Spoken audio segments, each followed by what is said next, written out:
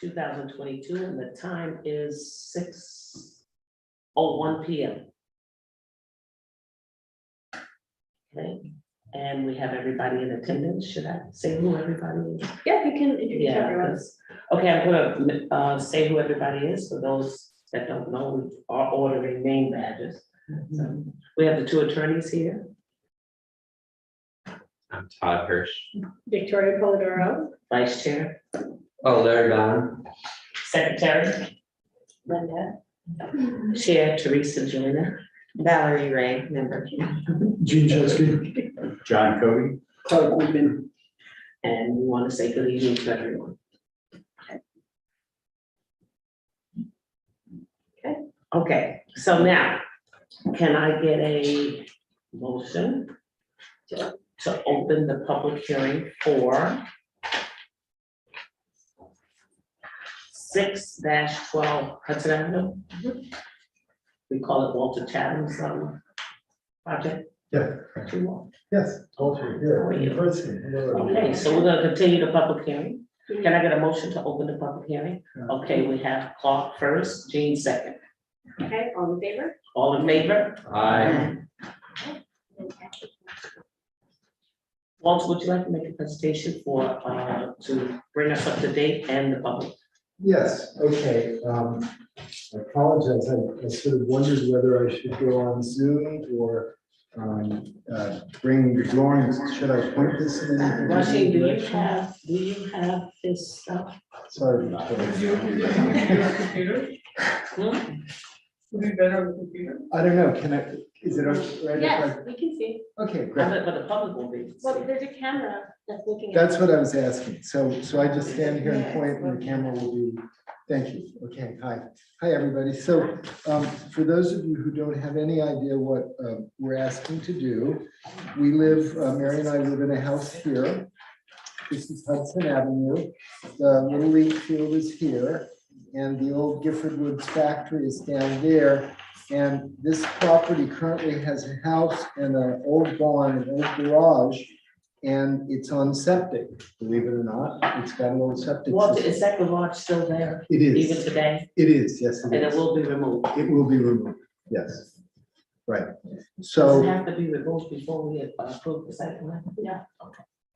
so, and the reason we're removing it, thank you for the introduction, Teresa, is we're proposing, in addition to the property that we have on Hudson Avenue, which could be, built onto Hudson, we're asking for permission to put a private street down here that would have a fire department, what they call a T-turn here. And unfortunately, when we tried to lay out the property, what made the most sense and had the legal lots, the garage is right in the middle of the logical place. So we're taking it down with some sadness, but it has to go.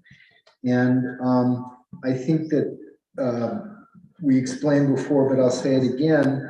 We're looking at the existing zoning, which was granted to us in 2018, I believe, which is the RSC zoning. And we're looking at the single family and attached single family house part of that and asking for permission to subdivide basically what would be legal lots in the zoning district for either one or two family resident or attached row house development. And issues that have come up that are being addressed are, unfortunately, the city fathers thought of almost everything, but they didn't put sewer service down Hudson Avenue. And the reason for that, just a historical note, is there's a factory there, quite a large one that was abandoned, and it has an enormous dedicated sewer line down to the pumping station, down there in the industrial Power Avenue area. There's a pumping station. And so they never bothered to put a sewer in here. So what we would have to do is basically do what's called a force main system, where we put in our own piping up the street here and up the street with, the Department of Public Works cooperation. And there is an intake up here, and we would have to send all of our household waste up to that. All stormwater waste, and I think this is really, really important given what Hudson has, the combined storm sewer, we're proposing all of our stormwater sewer is going to be absorbed on our site, and we've had it engineered for that, and I will explain that that's one of the reasons we're not seeking a higher density. This lot could go to the CC zoning density through the crazy things that you can get in accessory uses and bonuses, but in order to kind of maintain, I think, what is a reasonable load on the system, this seems to be the right thing to do. We know now, because our engineer's been in touch with the city engineer, that we have to get a report. I'm going to just be a little technical for a second, because this is important. I think this is probably the one issue that needs to be resolved. City of Hudson is under a Consent decree. consent decree, thank you, because the EPA sued the city because when it rains, our overflow goes directly into the river without being treated. And as Rob Perry said, he was quoted as saying, and he's right, the sewer plant was built before there was an EPA, I guess.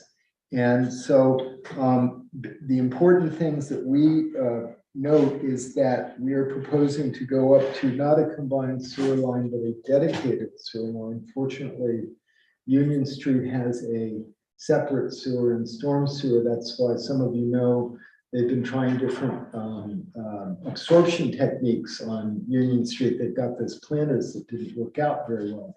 That, you know, they were trying to get the stormwater to go into a planter and then diffuse into the ground. And unfortunately, the entire city is on clay. So it just went in a clay hole and stayed there. So we would send our effluent up to that union up there. That would go in a pipe. And I think we administratively have to come up with some numbers that prove it can take the addition of 16 houses. And I think that's basically all the information that I have. So You have to, are you gonna have to pump the sewer? yeah, it's called You a have to force put a little pump. main station, system, and a lot of people don't even realize they have them in their basement. If you have something in your basement, you have a pump down there that pushes it up. So this is a bit of an elaboration, kind of a municipal take on it. And as I like to say, should the city decide to put a sewer in Hudson Avenue, we'd be glad to abandon our plans and chip in on that. So anyway, that's it. So this is basically a request to subdivide the property and bring in municipal services. Question, can you explain a bit about the on-site stormwater retention plan? Yes, although I didn't think it was necessary to bring my engineer because he's dealing with your engineer, but I'm going to give you my best yeoman's explanation.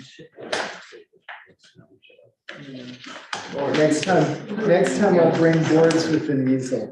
So,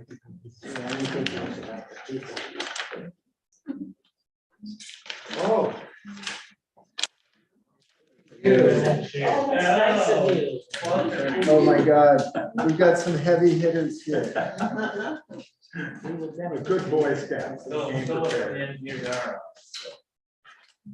Thank you. Of course, this isn't on a board, so it's not going to do me any good. So I'm struggling here because it's all fine print. I'm just going to point at this picture, not necessarily the correct map, but I'm going to do the best job that I can.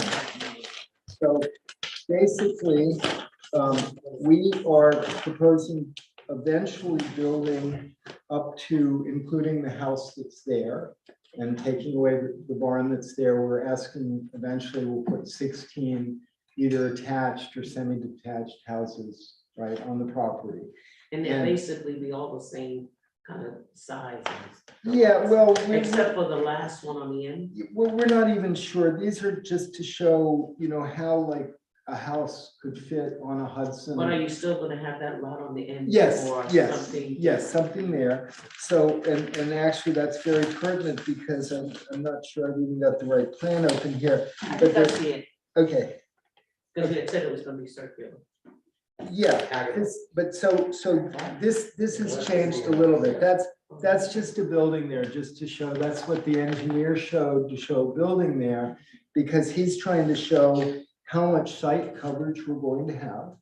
And that site coverage is going to drain in a number of ways. We're going to use gutter collectors, and we're going to do filtration and so forth to try and get as much of the water here in the ground before we get to the street.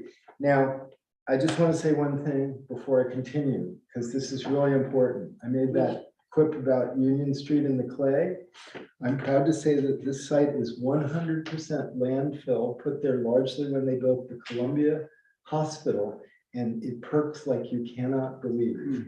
So our engineer believes, and we've had soil borings done, that between water collection and diffusion here, a pervious paving on the street, with some overflow collection with an internal drain system that would basically take it out here, and we can run it down into this area here, which is already a kind of natural Hudson dry well. It has no outlet. It's a kind of like if you were in a shopping center at this point, the Catholic Church, the city, the factory, and the property that was filled on our site all have created this kind of marvelous area. So basically that's any in a hurricane, that's where the overflow would go. And that's just important because none of that water on 3 acres that we would be building on would rush out and be a problem for the city. It will never reach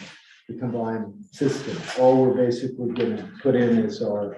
So it'd be graded to drain to the west. Yes, I mean, basically the existing drainage, Yeah. you can kind of see it. It's a little wiggy, but this actually exists. So the contour is actually the sheet drainage on the property now is right like that. And this is actually swaled here. And we're doing some filling here to kind of create even more of that effect. So basically, I think we've got it covered, and your engineer has got that. So did that sort of answer that? Thank you for your detailed explanation. Too detailed, I'm sorry. No, it's good. I said I wasn't going to be worried. No, Yeah. we're still working on getting that. But Ryan is on Zoom tonight, and he is available to comment on at least the status of this and some of the outstanding items. I believe that Ryan was looking for more information in order to complete the review. Okay. Can you rehash the sewer system again? Yeah, okay, so There is none now. there is none now. And That's right, just, I don't need to see it, just. no, it's That's an option. probably a good idea to show you the diagram. I apologize. Here. So again, it's pretty dark line, you can see it. So basically, I believe the system is that each one of these houses has its own, what they call a grinder station. So in the house, there would be something that, let's just say, positively pressurizes the line at some point and has all the necessary backflow preventers. This, I am told incredibly, is, I believe, a 2-inch line that goes up to the sewer because it's under constant pressure and the actual system itself retains a certain amount. Yeah. So let me just put my glasses on to make sure that's correct. New 2-inch, water line. Yeah, new proposed 2-inch diameter STR11 sewer FM. So yeah, 2-inch line. 2-inch line. 2-inch line. And again, I'm not an engineer, but I understand that the theory is that you have this entire network. It's like your arterial system. It's all holding it and they're keeping it under constant pressure. And you need that small thing so it goes up the hill. And then you don't have to imagine more than that. Well, I do have a question on that, actually. What happens in the event power goes out? It has backflow preventers. For an extended period of time. A backflow preventer, as far as I know, like if you have your house in a pump, you have a pressure tank. That pressure tank has a backflow preventer. That pressured water doesn't go back into your system. It's the same thing with the sewer, they have backflow preventer, anybody who has one of these in their basement has a. Well, right, but I mean, a lot of systems have holding tanks where you would at least. Right, I mean, hold- the pipe. was Oh, also- I'm sorry. Oh, yeah, I'm so sorry. I'm simplifying. Yeah, there is like a tank that's like a. But it's not meant to hold a tremendous amount of the effluent. It's more of like a settlement tank. It's called, it's a pump station, and it has built into it the kind of look, Victoria, it's kind of like, I mean, you know, it's like it's almost like a septic system, except instead of sending it into your septic field, it's sending it up to the city, right? So this is a kind of pump with a digester thing, I think, and then, So just a quick follow-up, is it like a septic system that then the effluent, instead of going into a leach field, goes into the city water system? So there's some processing like a septic system? it goes nowhere near the city water system. Yeah, yeah, sorry, it's the sewer system. It goes into the sewer system, but there's no treatment, there's no addition of anything. They wouldn't increase the volume. In other words, if you flush your toilet, that will go into this. And again, there's something that deals with the Do the solids. catchment basements themselves have a pump? So wait, let's imagine this. So all we have to do is get up to it's almost like a cistern that you go into. Right. Up at the top of the hill. And at that point, anything that goes into that cistern flows by gravity downhill. So the theory is that this effluent will be pumped up to that, and at the point where it reaches that, it just goes in. And again, I think that other than whatever things you all think, the big question now is, how does that affect the overall flow in that pipe? What is the capacity of that pipe? I understand that DPW has all that information. So again, I probably explained a couple things, and I apologize. I'm going to depend on Ryan to know what's actually going on, because he knows what these drawings say and what the system is and so forth. You know, and he can tell you whether it's a good idea or not, I think. Can you also explain, we talked a lot about garbage disposal, mail, who's gonna maintain the road, just for everyone who's watching. How did you work on those issues on the sidewalks, snow removal? So- Have we retained another attorney? For this? Not yet. But we, you know, Andy is our attorney except in front of this board. So Andy is, what, is that bad? Well, No, no, I think, okay, if you, he can't be? I mean, once we're out of here, can he be our regular attorney? we could talk about it offline. Okay, let's talk offline. I'm sorry, that was my misunderstanding, and if I'm speaking out of turn, I No, apologize. no, that's fine. Um, Before this board, you need someone to represent you with respect to these issues of, okay, I didn't realize that I couldn't represent myself. no, you can, I Yeah. just, sometimes lawyers have a different perspective. Okay, well, as usual, I'd love to have a, you know, kind of conversation and get your ideas about how we should best do this. Right. I guess in my mind, I'll just say this as cogently as I can. We have a fairly simple request that has one, and again, this is just my perception, so I apologize if I'm missing some major issue. There's this issue which happens to be an all Hudson issue of what to do with the effluent. And in a way, not to say anything stupid, but you know, I think we figured something out here that could be useful, because I think if you can separate your stormwater from your sewage, it's going to reduce the impact of this enormous costly whatever they're gonna have to do. So, you know, this, all I'm saying is that our issues are the city's issues, right? And so obviously whatever is the right solution for us is also going to be a solution for the city, because as I understand it, if I have a house on, say, Union Street and I want to replace it with an apartment building, I can do that because there's a tap there. But if I have a piece of property and there's no tap, I'm subject to the same thing that we're subject to, with a larger development. Right, Ryan's gonna explain all this in a Yeah. moment, but can you just address the question about how you're dealing with all those other shared services? So before Andy left to join the city, he had drafted and provided you with a shared maintenance agreement. And that really would be the foundation of it. We would, build the street to whatever street specs were required to build into. We'd operate it as an association or, under a covenant, I guess. And, that's all I can say. That seems to be the garbage. If we need to get a private collection, obviously that's done up and down the street in Hudson. Mail, we have located boxes out at the street, so the mail carrier would not have to come down the private street if they chose not to. And, okay, mail, what was the other one? I'm sorry.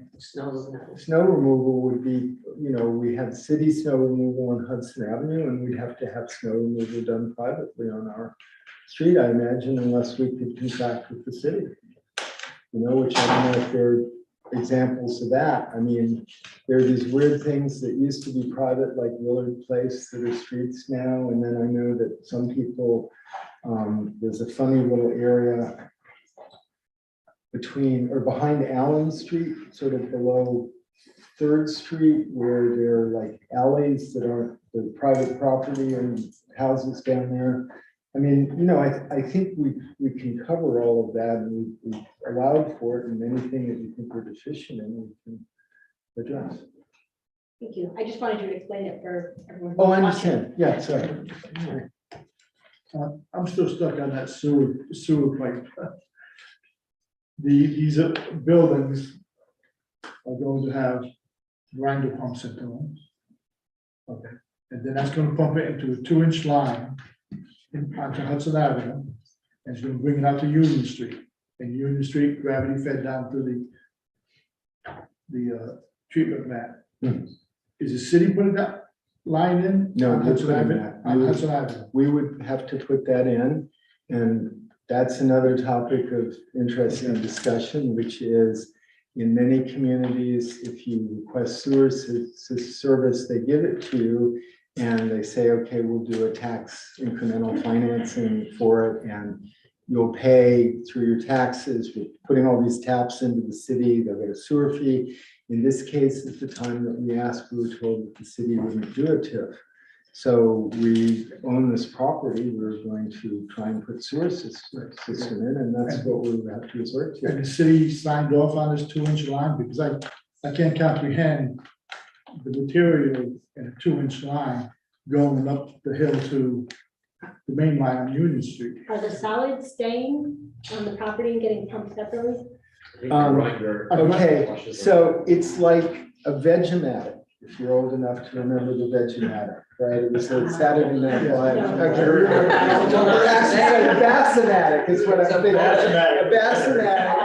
Dan Aykroyd demonstrates, you put a bass in a wearing fender and it liquefies, and once it liquefies, I'm not gonna tell you what he did, but you can do anything you want with it. You put it in the Bassamatic and it goes up the hill, and honestly, you have this at a municipal level. I think you have 3 pumping stations on the south side and 1 on the north, is that right? In other words, a lot of Hudson sewer goes downhill and gets to a place where they pump it back hill again. So we're just trying to privatize There's that. one on Power Avenue, one on South Front Street, and one on the other side. Right, so those are, Gene, those are pumping stations, and they do the same thing we're proposing. They grind it up and send it in a pump, and again, it has a backflow preventer, so you can imagine what a mess it would be down by the train station. And if there's a problem, that'll be on, it's still on the owners of the property, or it'll be the HOH for the, you can afford the property. Well, okay, so that is a question that is over my pay grade. I might have to hire a lawyer just to answer that, because I know that when we're on our property,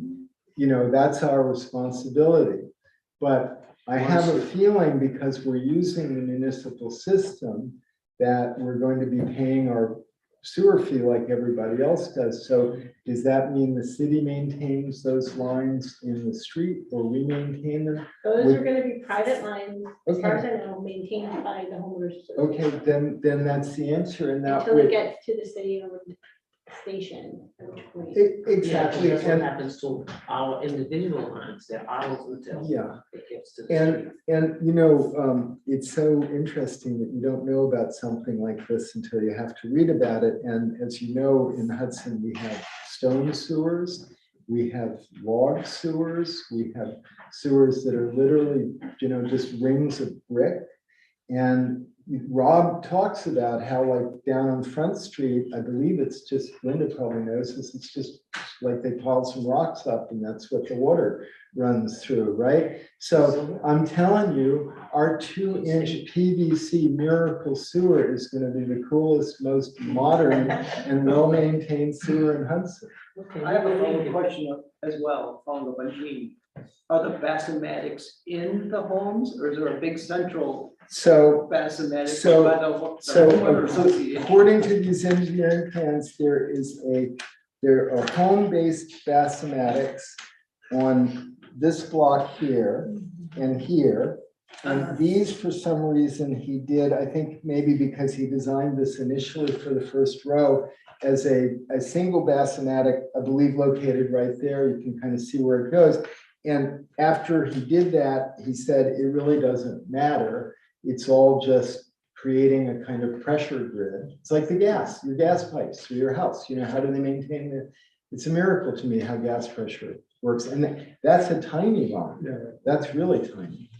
My question also is that, like, I can, again, just sort of thinking aloud in terms of the management of this, it's not failing, so convince me that perhaps that the centralized dispersed basematics are gonna work, and what happens when one of those dispersed basematics fail relative to your system?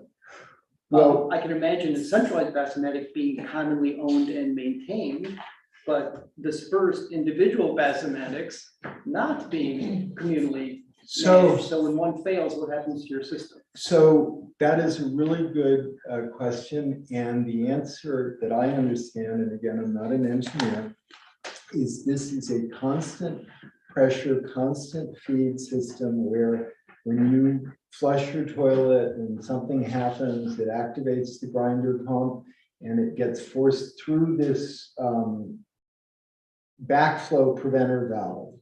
And once it's on the other side of the backflow preventer valve, it ain't coming back. I mean, that's what those valves are there for. And I'm not an engineer, so I can't tell you why they work so well, but many, many homes have them. I've done so much work in people's basements, and anyone who has a basement, your sewer inlets up here at your head height a lot of times. And so you're pumping up there, you're grinding and pumping up to it, same thing. Teresa, can I hop in? Sure. We have an engineer, Yes, we do. and that engineer is speaking to Walter's engineer, right? And we have a We just don't have it, resolution. right.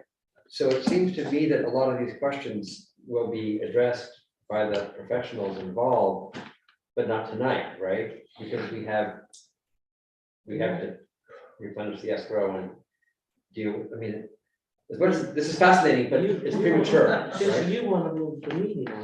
I want to, No, because. I was just warming to my topic. I got it. That's fine, but I got a family at home that I can feed there. And we're gonna, Ryan's over there on the screen, Oh, and we're going to need to retain Ryan, who's not done yet. We're gonna need escort to do that, and we have some public hearing going on, maybe the public has questions.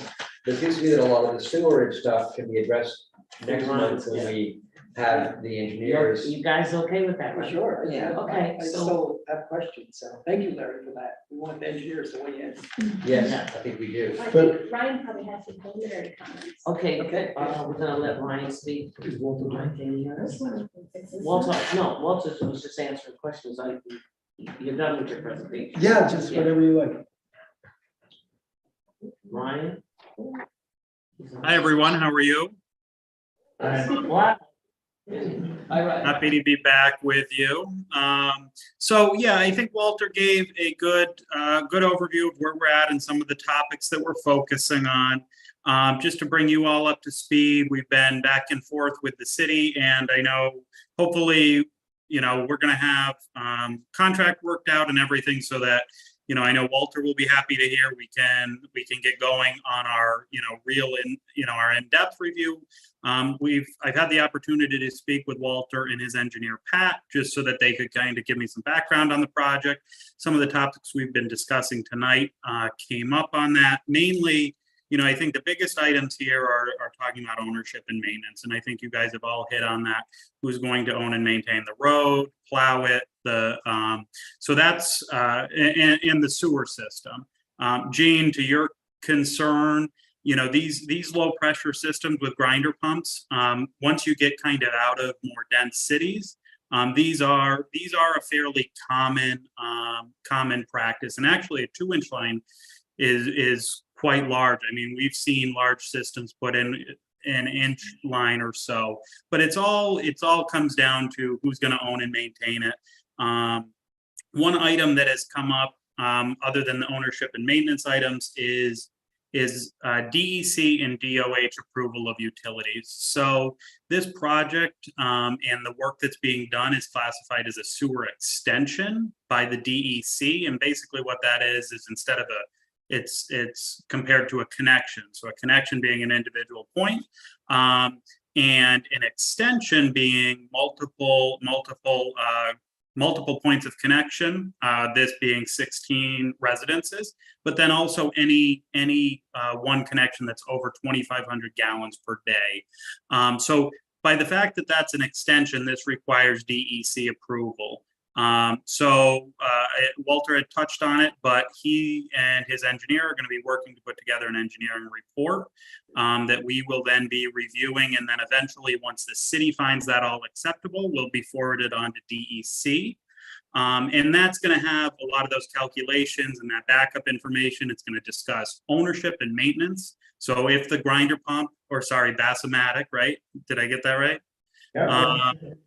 Fails, who's responsible for that? Is it the individual homeowner? Is it an organization of homeowners, etc.? So that all needs to be worked out there. Likewise, the project will include a new looped water line through the site. Need to discuss the ownership, really iron that out there. And then also, because it's not an individual service again, that requires Department of Health approval. So that's much more straightforward by adding that line. But those are some of the topics that are going to kind of be at the forefront here is water, sewer. Going through the design of the stormwater management system, mainly the porous pavement. Especially that becomes a large maintenance item. Porous pavement needs to be vacuumed a couple times a year and maintained, so it impacts how you maintain it in the winter. So there's a lot of items on, really the focus here being ownership and maintenance and our utility approvals, but we're looking forward to going through that and also helping the board get through this application. But are there any specific questions that I can kind of delve in a little deeper on? Brian, will these approvals have to be done prior to our approval? Typically what we would see is that they at least progress through city acceptance. So that is to say, it's the planning board's jurisdiction to review this project. Obviously, DPW will be integral to some of the discussions. But we oftentimes will see that once the engineering kind of gets to the point where the city's comfortable with passing it along to DEC and DOH, the planning board may choose to make that a condition of approval. But it kind of depends on how the entire project proceeds. And, DEC has, I believe, been in touch with Walter and Pat and the city. So, some of these items may progress quickly with everybody at the table. And, I think that's it. it can be treated a couple different ways once you get to that point, but it definitely needs to get to that level where the city's comfortable with what's happening before the city would take action. Okay, any more questions from the board? Public? Any hands are lifted? No, okay. No human hands and no virtue. Okay, so, we'll do this, close it. We can do the resolution. Okay. We have a resolution here for you, Walter, to replenish your escrow, Okay, great. $10,000. So we've given you 5 already? Okay. And you have a balance of about 3, a little over 3. And with all the consultants and stuff, we don't have to come back to you, okay? All right, thank you. So can I get a motion to? Move.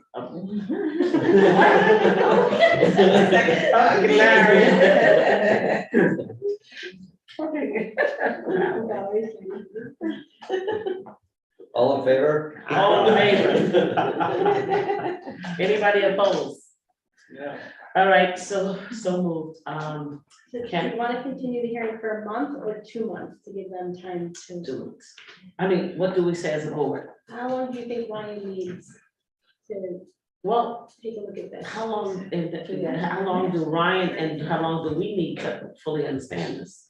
Well, I think the engineers have to explain it. Yeah, and not only that, Yeah. he's saying, what I hear is he's saying that the city has to, say, yeah, we're gonna approve this, and almost to that point before we. Well, sort of. I think he was talking about approval. So when you get to approval, we can make DEC approval a condition. But I think we want some assurance from DEC before that, either, preliminary comments or some others before we even get to that step. Well, let's do 2 months, and if we finish it in a month. Well, I sort of disagree. I mean, I think I wouldn't mind it, because I wouldn't forget, but we could have Pat, Prendergast is your guy, yeah, so if Pat and Ryan presented to us next month, Then we, then we know the status of what's going on, and we have some sense of when it's gonna go to DEC and something to well, that's, call. okay, so if I At say, least it's fresh. yeah, so if I say, you need to get a time frame of like 2 months, So right? I'm sorry, I thought you were asking about, can you approve it before it goes to DEC? So your question was, if you want to continue the public hearing to November 8th, Right, that's fine, they can present their new information with the understanding it might not be ready to close. it. right, that's, Okay, well, that's what you were asking, like, how long we continue the public hearing? that was the initial question. Yeah. So I was saying we're gonna continue for 2 months, and if we finish it in November, it's finished. Not No, skip, no, not so- skip November. No, not skip. Okay, so then motion to continue to November. Right. Can I have a motion to continue the public hearing for 612 Hudson Avenue to So- November? Okay, you're gonna tell Linda, you're too fast for me. So moved, John. Okay. All in favor? We need a second. Oh, a second. All in favor? Aye. Any opposed? Okay, so the public hearing will be continued until next month, and we hope to be all ready. Great, Okay. we'll be here. All right. And hopefully you'll have Pat, it would be helpful if Pat were. Yeah, of course. Of course. I'm gonna be, this is just my copy. Okay, Now we're gonna go to 614-620 Columbia Street. That's the Hudson Forum. Thank you. I think they're on Zoom. Okay. Everyone to- Good evening, everyone. This is Charlie Gottlieb from Whiteman, Osterman, and Hannah. I'll just update the public and the board. Sure. So here this evening to discuss the renovation project of the Hudson Forum, which is located on 620 Columbia Street in the city of Hudson. The application is for site plan review and a lot line adjustment, which is a subdivision under the code. I believe we're having a public hearing this evening. I have with us this evening Mike Tucker, who is the project engineer from Langen, Mark Nadolny, the traffic engineer from Creighton Manning, and Michael Walk from Fink, who is the project architect. If the board would like, I can have them run through the site plan and the proposed architecture prior to receiving any public comment, so the public can view it. We also made a submission to this board towards the end of September, responding to some of the planning board engineering consultants' comments. So we're happy to answer any of those questions as well. I have to skip out at 7 o'clock for another meeting, but my partner Dan Hubble is on the line to the extent there are any legal questions. So I need a motion to open this. I need a motion to open this as a public hearing. Can I get a motion to open this as a public hearing? So moved. Okay, Okay. All in favor? Aye. Any opposed? Okay, so this is your public hearing. This is the first time that we're. yeah, so you should want to do a brief presentation. So you can do a brief presentation and then we'll just continue it to next month, okay? Great. So I'll hand it over to Mike Tucker, who can walk you through the site plan and the subdivision, and then we can get into some of the architecture. Okay. Sounds good. Thanks, Charlie. If I share my screen, can everybody see it? Oh, good. Yes.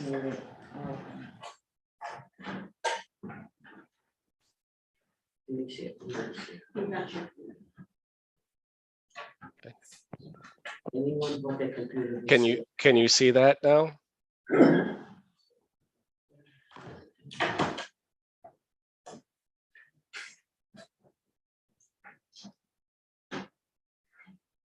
Yes, we can see it. Okay, great. Thank you.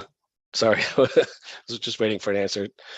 So this is the existing theater building, which will be renovated. Michael Walk will go through the architecture in a minute. I just wanted to walk you through the site plan briefly. So we're at the corner of Columbia and North 7th Street. The exterior part of this project includes reconstructing the sidewalk around the perimeter of the existing theater, adding an outdoor patio area that could be used for events. And then the back of the building is going to be the new loading area. So this will be concrete. Trucks can come down the alley, kind of back into this area and unload and be out of the way of traffic. And then the mechanical space for the building, including dumpsters, the chiller and condensers, will all be tucked away in the back of the building. As Charlie mentioned, this project does include a subdivision application as well. So the theater building, and I'll see if I can do this. This is currently one lot. And then this area, oops. This area is a second lot. So what we're proposing to do, they're both owned by the theater as well. So what we're proposing to do is merge this top section here with the theater lot and leave the existing residential building on a separate lot. And that way all of this, the dumpsters and mechanical and all of that kind of loading area all ends up on the same lot as the theater. They have an easement, right, in the middle? Yes, there is an easement. I'm sorry. So this building currently brings their trash out to the back. This existing garage that's here now will be coming down as part of this. So we're providing them with an easement to bring to both have access and potentially bring their trash out to the alley for pickup.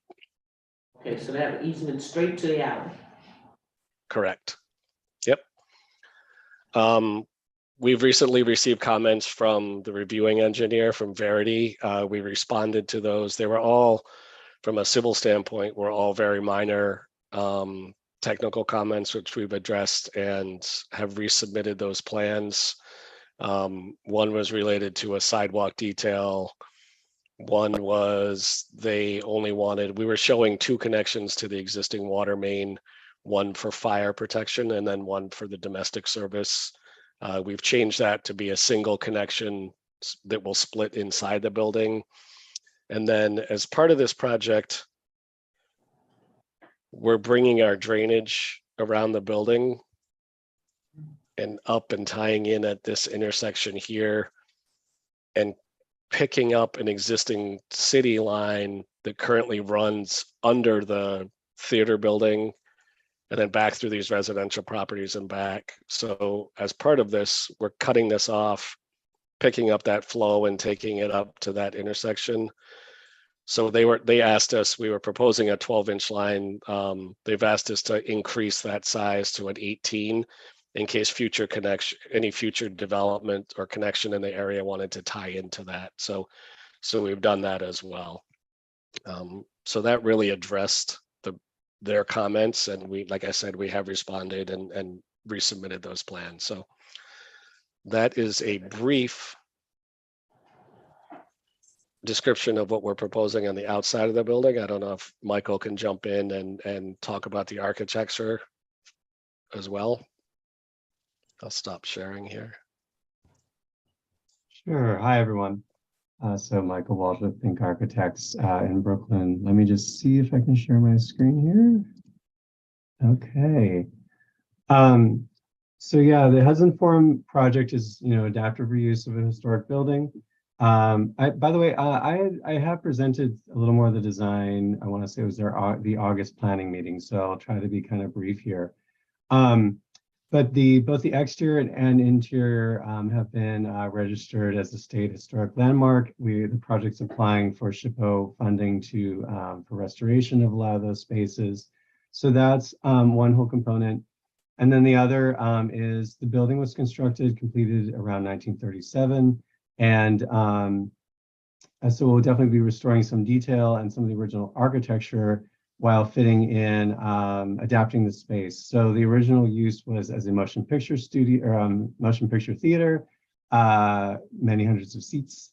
And we're proposing now a live audience, musical and performing arts center event space. So along with that comes a lot of support spaces. So fitting those in requires some reconfiguration at the interior, but otherwise we're really trying to preserve all the exterior and restore a number of details.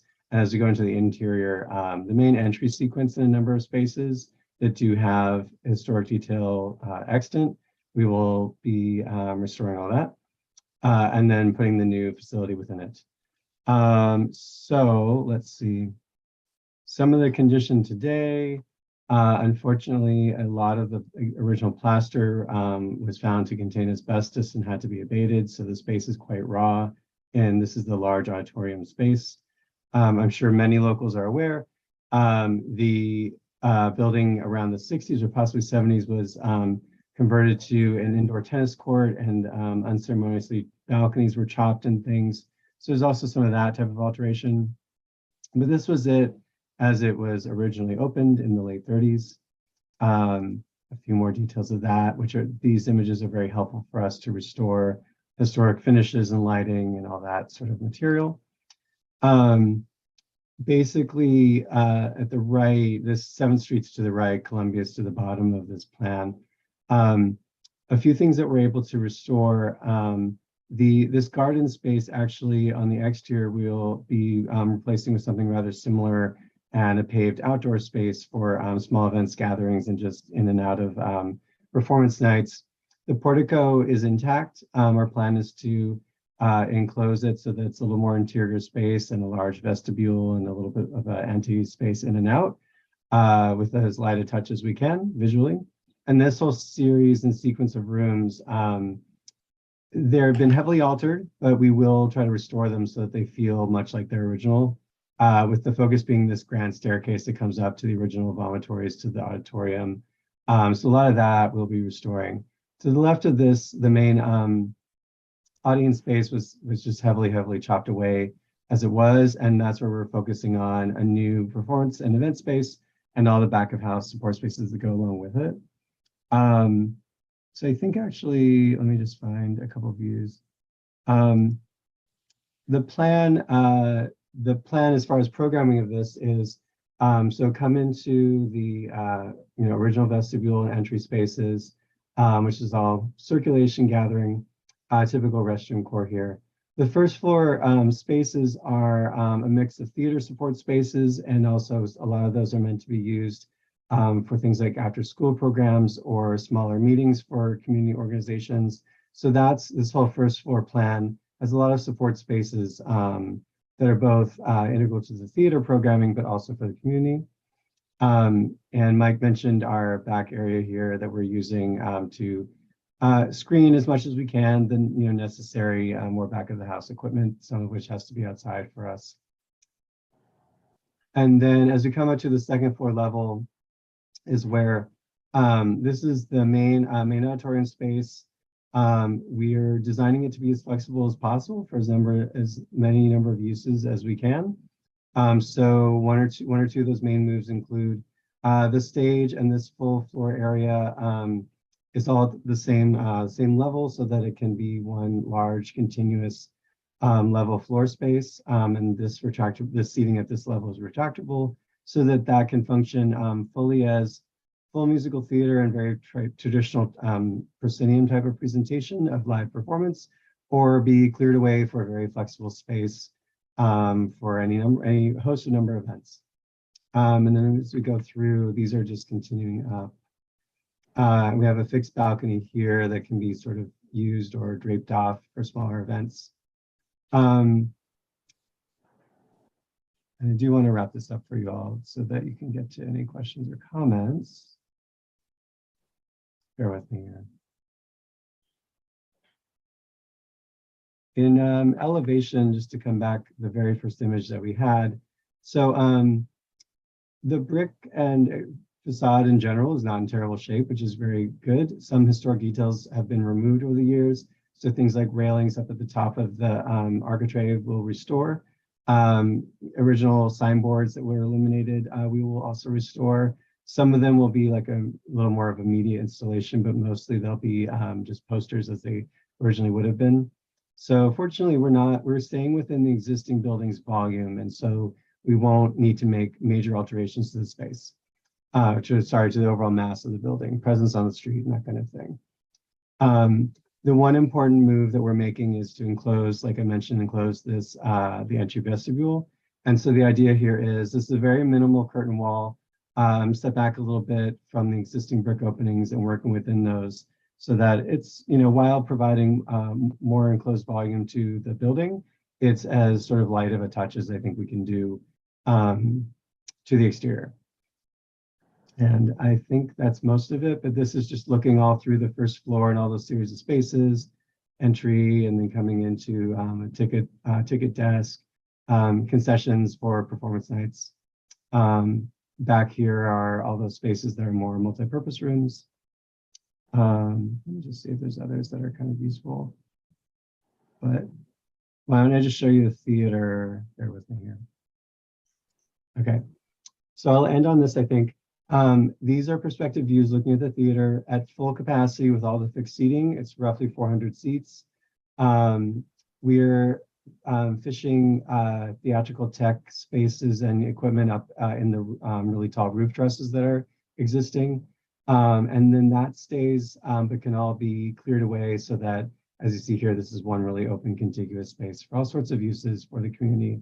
And I mean, I think that I can say for Galvin, they really want to be engaged with everyone and have this host a lot of events in Hudson. So I think I can end it there. And of course, come back with any questions.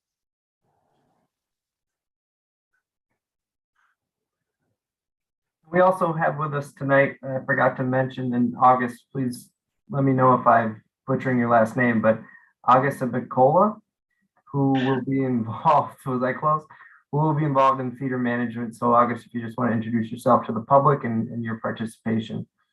Yeah, absolutely. Hi, everyone. My name is August Abaticola. Very good. I'll be the artistic director for the Hudson Forum. And just in short, Michael did a fantastic job speaking through the project, but we're very excited for all the events that are about to happen here at the space, not only theatrically, but just community-based things for this, children in the area, theater kids that I was like growing up. So I'm very excited about it. I think it's going to be a fantastic addition to Hudson. Great. Okay, any questions from the board? All right, questions from the public, any hands up?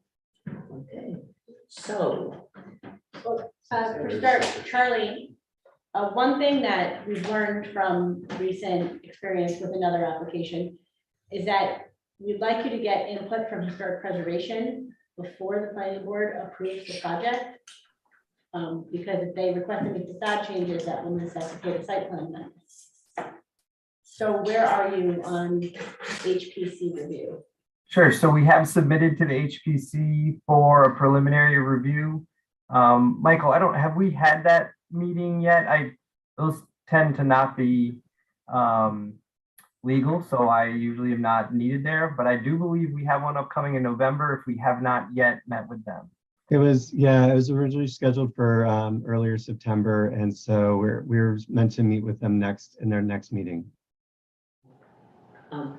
So we will report back once we meet with them, but we have submitted all the documents to them, and they did kind of consent to just getting a preliminary review so the planning board can get their comments. Okay, and then we sent you a revised package to our engineer just to confirm that, you satisfactorily addressed his comments. I know that they're on tonight, they can discuss that, but one issue that's come up, which you probably heard from the last application, is that DEC is now requiring approval of sewer extensions, which includes projects with 2,500 gallons or more per day. And I believe this project will meet that threshold. So Aaron, if you're on, do you want to address whether this project will require any additional level of review? Mike Tucker, I don't know if you're able to comment on the projected sewer flows and whether or not we would fall within that. Did you say 2,500 GPD? Yes. Yeah, I would have to double check. I would guess. Your EAF said. Yeah, I think based on the number of seats at capacity, it would probably exceed that. But on average, we're not going to exceed 2,500 gallons a day, but our peak flow certainly would. Victoria, Aaron and I discussed this after looked at some of the guidance. Because it's redevelopment and it's not residential, we don't believe it falls within this requirement. That's Lindsay, something she's with Aaron Vera. Okay, so if you and Aaron would mind just looking at that and putting it in writing, so we have something for our file. Be helpful. Yes, absolutely. But that's at least our initial interpretation, is that this site plan approval wouldn't fall under that category. Okay, thank you. okay, so, we're gonna continue this? Yes. Okay, I need a motion. Well, Oh, it's HPC. we wanted them to get some Right, feedback from And then HPC, we have to get that back about that. from the engineers. They're gonna Because review. they're the the ones solution. that said that. Right, I They understand. need- Okay, Okay. so I move that we continue the public hearing To November. to November 8th. Yeah. Is there any public comment now? Oh, any public? Any more questions from the board? Any hands up from the public? Okay. Right. Victoria had mentioned that we were looking to make sure our comments were addressed. I wanted to let the board know that we did look through the documents that the applicant sent, and all of our initial comments, were addressed in their most recent submittal. So I just wanted to make sure the board was aware of that. Even the 1%, these. She said that their preliminary, right, so there's two questions. One, did they address the initial comments from the engineer, and Lindsay's telling us yes. And then the second question was whether the part 750 requirements apply. She said her preliminary review is no, but they're going to confirm that and they'll issue a final sign-off letter. Correct. All right, so we'll wait to get that, okay? Yep. Okay, So we had. I move that we continue the public hearing until November 8th. I'll second it. We'll be Alright. fickle-winded All in tonight, not favor? have a break today. Any opposed? All right, so now we, a motion to close the public hearing. We did that, we can move on to the next Oh, application. okay. Which- Thanks, everyone. Thank you. Bye-bye. Thank you. Now we want to move on to new business. And today we have 202-204 Warren Street. Is Dustin James here today? That's me. He's gonna be giving us a presentation. Yeah. See this one, switch.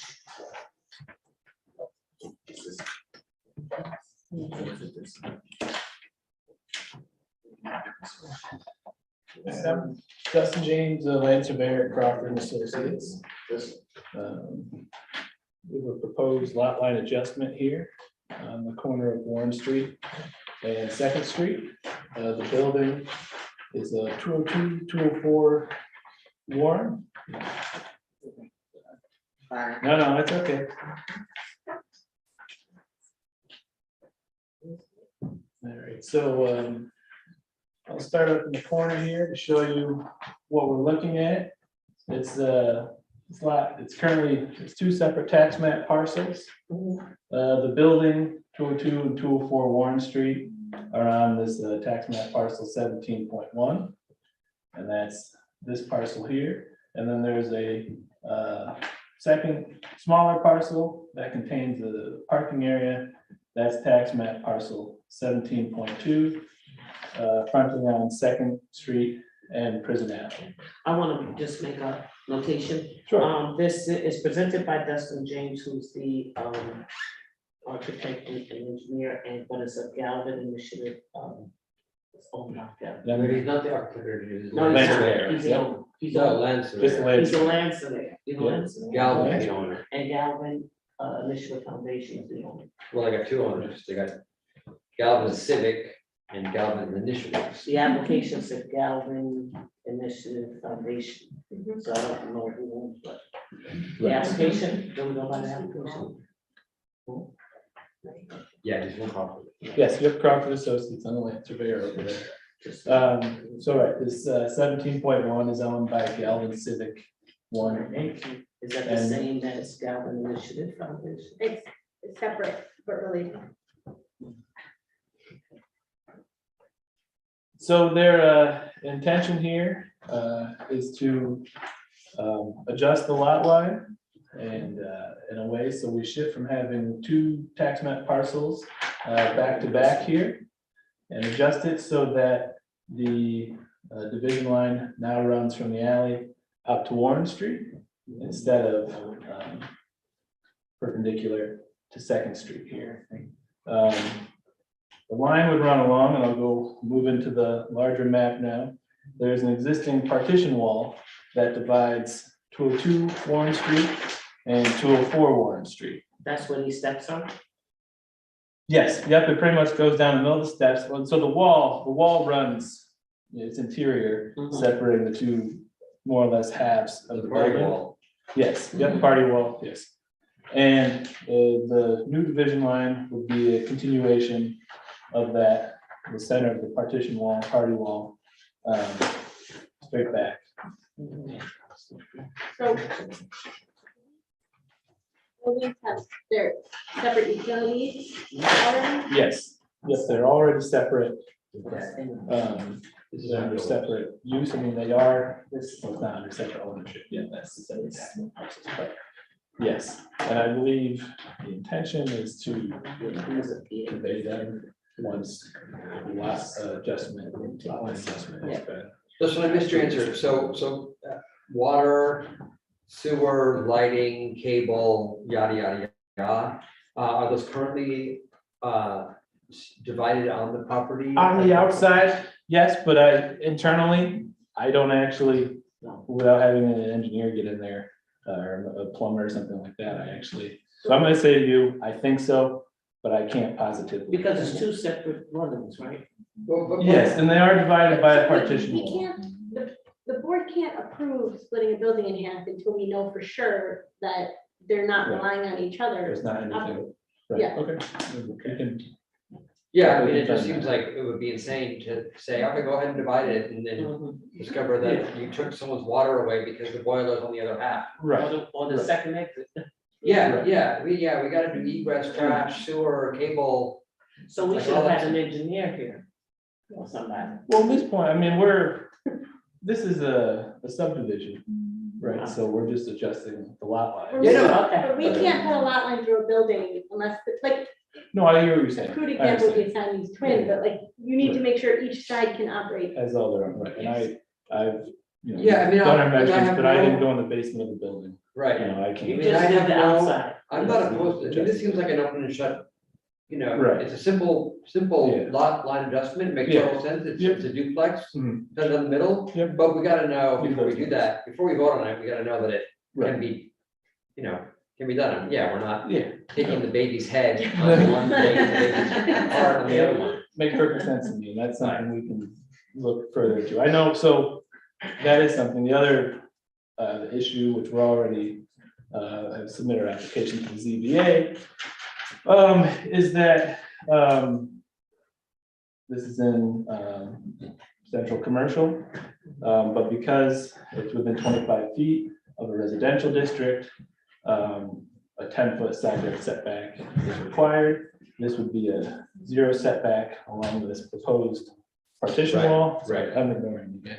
Okay, we got it. I mean, This is okay, all right. commercial? Oh, it's in a commercial district.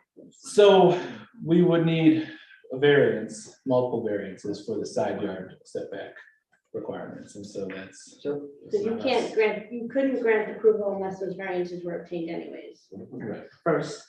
Yes, Okay, so, we have to vote on what kind of, yeah, but Craig's in the door first. he did. So why? We should have said it. you don't have to decide like what it is under seeker, and Yes. whether we're doing a coordinated review and what the steps are, Yes, okay. Well, don't have to. They want to go to zone board. Teresa, could you speak up a little bit, because you're facing away and we can't hear you. We're mumbling to each We're other. mumbling to, that's right. Yeah, I mean, Sorry. I was saying that, are we gonna do a coordinated review on this, and then who are the other interested in engaged Right. parties? I know that. Who's the lead agency? And I'm asking, don't they have to go to the zoning board first Right. and then come to us for us to do that? so Craig sent them here. I think he wanted them to present the plans to you first. We can decide if this is a seeker action. Under the seeker regulations, a simple lot line adjustment is type 2. Here, this is a lot line adjustment because it's going from 2 lots to 2 lots. So it would be type 2, so we don't need to do a coordinated review, But it doesn't seem to be simple. but it's not simple, correct? It is. So it has to kind be of both complicated. simple and lot line It just says alteration of the lot line, but, so we could classify it as type 2, but I think we should focus on giving them initial preliminary comments, and then they can come back if and when they see the area variance. Okay. Comment. Yeah, I mean, I think Victoria asked the questions, I mean, I think you just gotta show us that all the various systems, flooding, electrical, water, waste, cable, telephone, that all of that is That's setback. gonna work when we divide it. And then there are outbuildings, or, oh, they got torn down, that's why this happened in the first place? Yeah. Craig said- Before I got there, Yeah, but- yeah, Craig told us in our preliminary hearing, there used to be 2 buildings back there, but they were falling down, and Craig ordered them demolished. So that's why they won't want to separate on the back lot back there, so they want to reconfigure things. Now it's a pretty nice cleaned up parking area with it's like a new retaining wall back there. Yeah, So have you applied to the zoning board Yeah, yep, and I believe we'll be on the agenda for next week. for next week? But then they'll Okay, set the hearing for November. okay, so we won't set ours until after. We could set it for December if you want. Yes, that would be better, after the zoning board. Mhm. I think that was kind of how Craig had laid it out when we went through the 2 applications, but that makes sense to me. Another thing I'd like to see on the plans is the zoning table completed, like showing what's required and then what you're providing. No, we're not showing what's provided there. Right, I'd like to see the zoning table Sure, completed. okay. Do we have to have a public hearing on this? We do, it's a subdivision. Are you gonna present that at the public hearing? Yes, Bring some pictures of the building, because okay, I think, I mean, it's a beautiful building, right, and I think folks, will want to care about its future. right, So just so that folks know. okay, yeah, no, their intention is, not to change the Sure. use, and it sounds like the construction or the demolition has already taken place, so it's. Right. They're changing the use. No, I think they're not changing the use, I'm saying that. Any more questions from the board? Do we need a resolution? I see that we have. We have one to set escrow. Yeah, that's it. Any questions from the public? Any hands up? No? Okay, so we have a resolution to set an escrow for this project.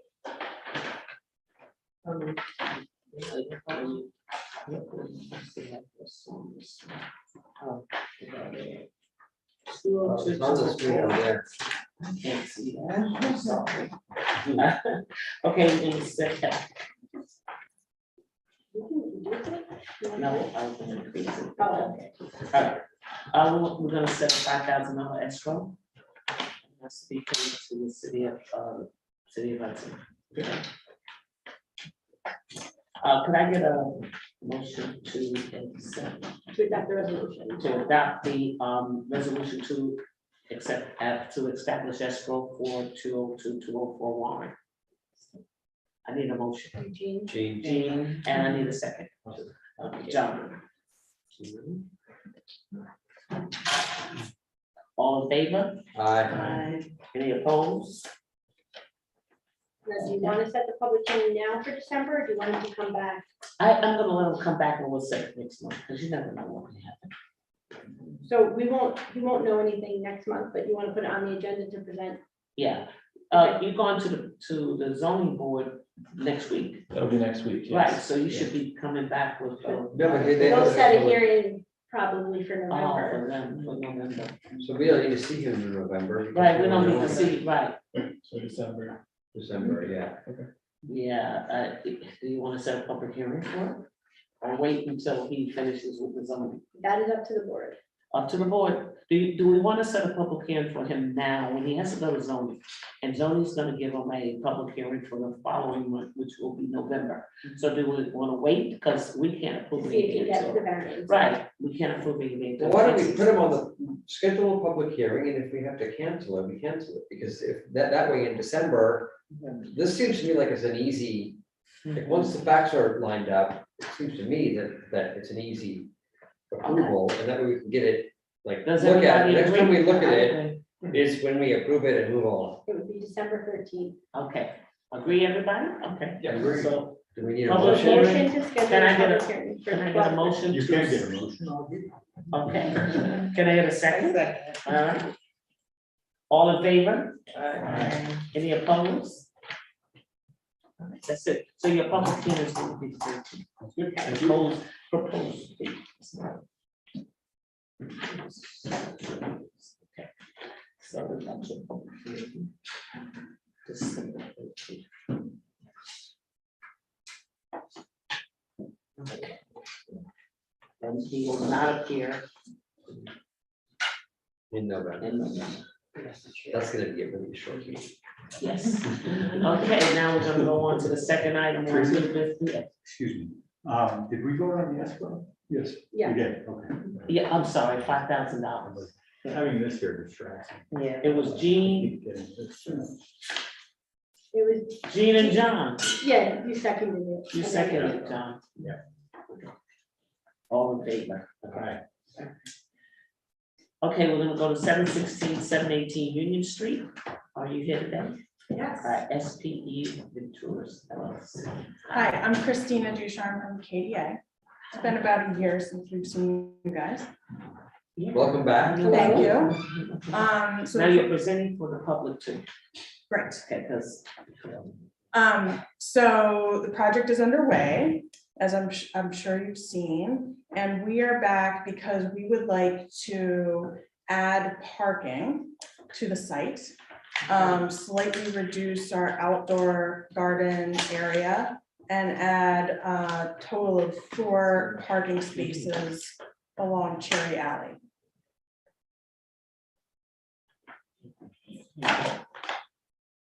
And is there a rationale or? Well, I mean, we'd like to move the ADA spot up. We realized that it just made sense to add the parking. And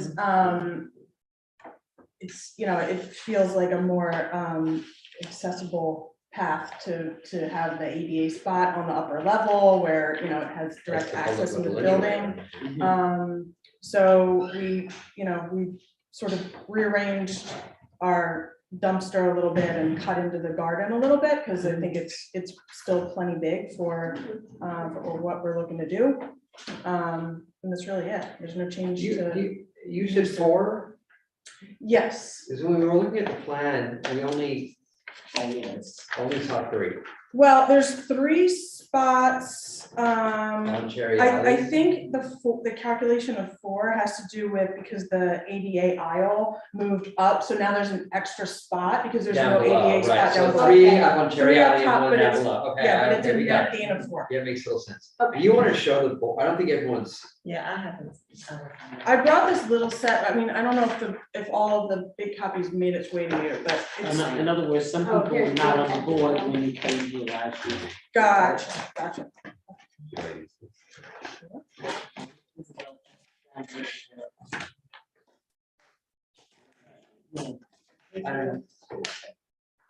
Gene, you were here when they came Yes. from the brewery. So Valerie, you weren't here? No. So Valerie came this so year. a quick recap, it's a sort of basilica shaped building on Cherry Alley, it's only on Union Street, with a big facade on Union Street, and there's a little facade on Cherry Alley. And they're proposing a brewery with a really nice outdoor garden, and the brewery the public level is gonna be off of Cherry Alley. And so there was a bunch of stuff about like how you go from the one to the other. There's a little like storefront that's a separate thing on Union Street on the like below the brewery level that is still there, right? And so we approved that and it was all fine. And now that they're doing the construction, they want to tweak the plan. So they're gonna shrink the garden a little bit, put some parking up on the Cherry Alley side. You also got rid of a lift doing that, right? Because you had to get the handicapped people up there. Okay. Exactly. So they decided to have some parking spaces up there. One of them is gonna be the handicap space, so the handicapped people can go directly into the brewery, which makes total sense. That moves the dumpster, and then they get one more space down below. Is Great that a fair summary? Yep. Okay. Perfect. And that's all we want to do. That's all I want to do. Okay, so, We have a resolution. yeah, we don't have to go to public hearing for this, and, so we have a resolution here. Did everybody get a copy of it?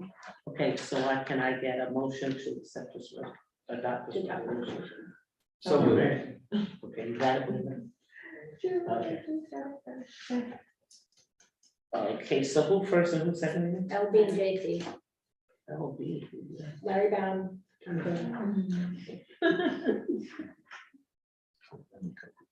Okay, all in favor? Aye. Anybody opposed? Okay, so. Lovely. Enjoy. Thank you guys. You got Laura on Thank video, you. she loved your party. Yeah, I know, I know. Thank you for being considerate. Yeah, thanks a lot. Okay, now.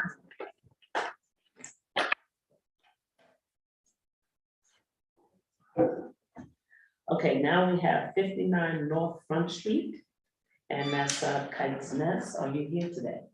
Yes. Sorry. We saved the best for last.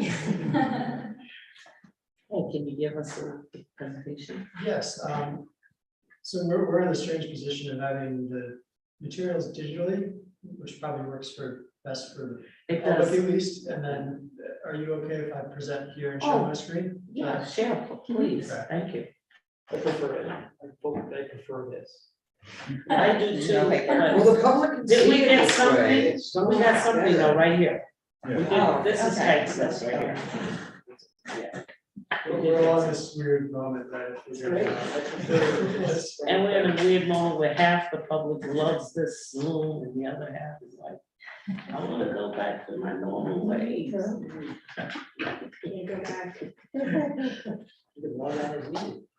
Yeah. So this, just to, for a little context here, this is the first time that we're for the planning board for the building that's we're proposing on the parcel in this sort of rectangular lot here. The tax map parcel is 58 North Front Street. But Kite's Nest owns the lot in question and also the lot across North Front Street, which the combination of those lots are 57 through 59. So we were before the planning board in September 2020 for the greenhouse structure, which is has been completed across the street. Highlight that here. Caleb, are you Caleb? Yeah. Can I ask you two questions? Yeah. Is this a pre-application presentation or are you applied? It's an active application. Yes, an active application. Okay, that's my first question. My second question is this where that building burned down? Yes. Okay. But the frame is still up or something is up. The foundations are still there. The foundation is existing. No, it's on the other side. The water As side. you yeah, as you're coming down State Street. Coming down Front Street, it's on the left. Yeah, Okay. coming down State Street. It's where the community garden is now. Okay. Okay. Over there, yeah. And maybe just to take a step back, let me flip to the next slide, which is the existing survey showing the footprint of the structure that we're proposing. So I'll outline the foundation that is existing in the site, which is this red line here. And then the I'll do this in green. These are the raised bed planters for the community garden that you were just referring to. Sorry, what was the green? This is the community garden. Oh, yeah, okay. Raised bed planters, and then there are a few temporary structures for outdoor classes. So the grade between the what we're referring to as the south side of the existing foundation here, that the grade at that upper level of the site is roughly 18 feet above mean sea level, and then or mean Hudson River level, and then the lower portion of the site, it slopes from about 13 here at the center down to about 10 here. So there's two different levels of the site. I'll go back to the slide we were just looking at. So we are proposing to locate a new just over 4,200 square foot, two-story building with a crawl space within the footprint of the existing foundation. So we're treating the existing foundation, which is not structurally sound, we're treating it as almost a landscape element and as almost a excavation. So we would have new footings, foundation walls, and then build the ground level of the building, which would be at 18 feet above the NAVD datum, which would be roughly at grade with the current upper level of the site. And then above that is the second story, that would be slightly larger than the 2,000 square foot ground floor, would be about 2,200 square feet. And so the combined building area, not including the exterior deck, which we're showing on the west side of the building, the great view out over the river here, would be about 4,217, I think, square feet. The site is sort of half in the 100-year floodplain, zone AE and zone X.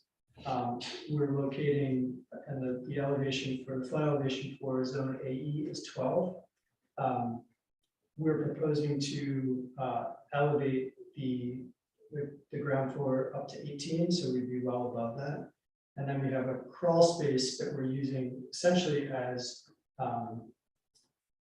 this is an in-elegant term, but they call it a rat slab, just a, sort of thin concrete slab under the building, which would provide extra insulation value and also a place to run electrical conduits, ductwork, etc., plumbing, but all up above that floodplain.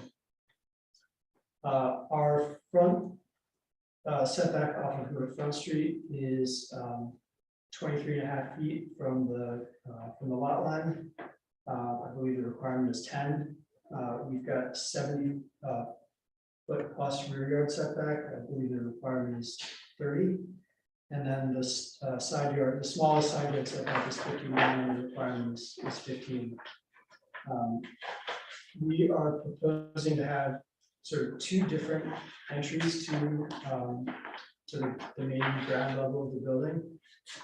One would be on the south side, which would be visible and accessible from the proposed sidewalk improvements that the city is. We were just on the phone with Arterial earlier this afternoon. We understand that's about to be out to bid, and the section from State Street to Dock Street along North Front Street is as we understand it, the first adult. So we're hoping that the numbers for those sidewalk improvements land in a positive way, and that those sidewalk improvements are able to happen in the next year or two. In which case, we're really trying to have a building that both has an entry to the north, sort of greeting the community garden and the Kites Nest site, but also a front door that is visible as folks are walking down North Front Street and encountering the building for the maybe the first time. Caleb, just pretend I'm stupid for a second. How do I walk onto the property, and how do I drive onto the property? Like, is site plan review? It is site plan. yes. Yeah, okay, so in terms of site plan review, I see some parking spaces. Is that at the, and that's where the bluff is, right? So I don't understand how you drive onto the lot. So the parking is, this is a unique, obviously there's no zoning requirement for parking. Right. We're, our primary concern has been fire safety access, number one, and number two, meeting the accessibility requirements for the site and for the building. We're in this project is unique in that both parcels across North Front Street are under a single ownership. So we have a parking the main parking facility, which is off screen, unfortunately, down here, which is accessed via. No, I'm not asking where your parking is. Yeah. I'm asking how, I see all these curvy lines around the building. Is that a driveway or? Yeah, so there's a lot to cover. Yeah, so just parking, just to answer your first question. So we've got parking to the south of the greenhouse. We have an accessible parking spot here, and then two convenience spots right up against the So building. if I was a parent, Yeah, how am I getting my kid?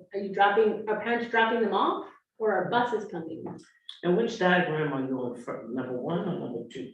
I am on number 1 here. And if I may 101? just jump in on this particular one. So we are currently using the site. It's an active site where programs happen now.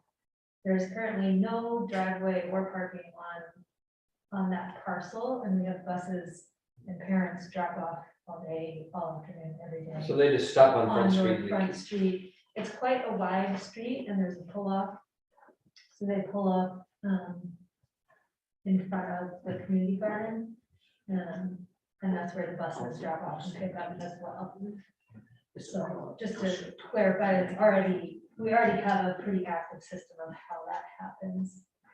And if they're putting in sidewalks, I'm assuming they'll put in curbs that you can pull up. Yeah, but I still don't understand. I mean, just just, like I said, pretend I'm stupid, like, draw, where does a car enter the site, and where does it go? And where does the fire truck enter the site, and where does it go?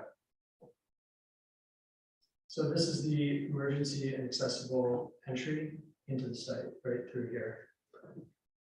Okay, but those lines you just drew aren't on the site plan. So I have a curb cut that's like 50 feet wide. Well, so the curb cut is not, it is flagged as being coordinated with the sidewalk improvement project that has not yet been adopted. So we, as I said, we were on, we're in active coordination with Arterial on that. So the curb cut would be coordinated with that. With that parking People would back and out emergency exit. onto our. There would be, sorry, I'm drawing it incorrectly.